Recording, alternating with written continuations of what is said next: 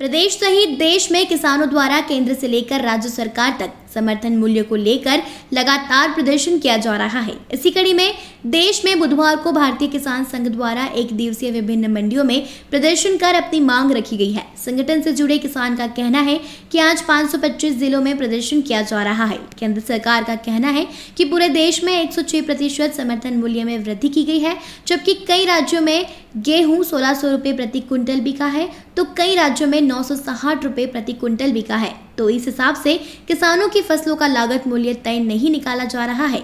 इस तरह से किसानों को भारी नुकसान का सामना करना पड़ता है। इसी को लेकर पिछले दिनों प्रधानमंत्री नरेंद्र मोदी को भी केंद्र समिति द्वारा ज्ञापन सौंपा गया था, लेकिन उस और केंद्र सरकार द्वारा किसी भी तरह का कोई ध्यान नहीं दिया गया।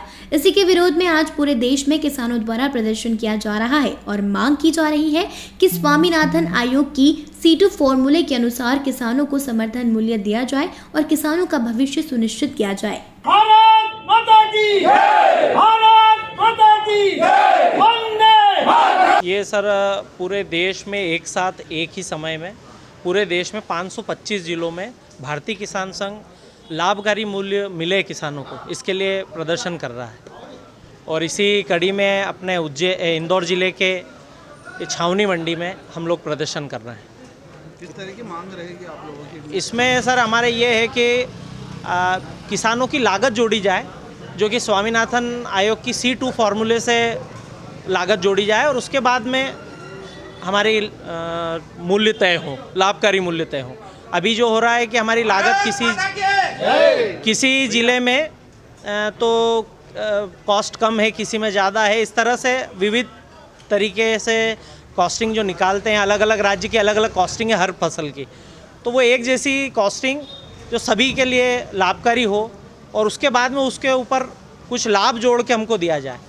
अभी जैसा कि आप माने गेहूं के अंदर 1600 रुपये, कहीं पे 1650 रुपये ऐसी लागत निकल के आ रही है और सरकार ने जो औसत मूल्य पूरे देश का गेहूं का निकाला है वो 960 रुपये निकाला है। तो इस तरह से ये गलत है। तो हमारी चाहते हैं इसके अंदर, इसमें हमको तो हमारी लागत जुड़ जाए और उसके ऊपर 50%, 100%, 60% जो भी सरकार उसमें लाभ देना चाहे वो हमको लाभकारी मूल्य चाहिए। अभी तो हमारी लागत ही नहीं निकल पा रही है। तो कितना चाहते हैं इसके अंदर? इसके अंदर हमको कम से कम 50% मुनाफा मिले। लागत जोड़ने के बाद उसमें 50% मुनाफा जोड़ के दिया जाए सही लागत निकालने के बाद। अभी तो बहुत कम है, सरकार के हिसाब से तो 106% दे रहे हैं वो, लेकिन वो है ही नहीं। 960 रुपये सरकार ने निकाला है, जब किसी भी राज्य का 960 रुपये औसत आया ही नहीं है गेहूं की फसल का मूल्य, तो सरकार ने 960 कैसे माना है? तो ये विसंगतियां हैं, उसको दूर करना चाहिए। अभी आपने किसी से बात करी इसमें?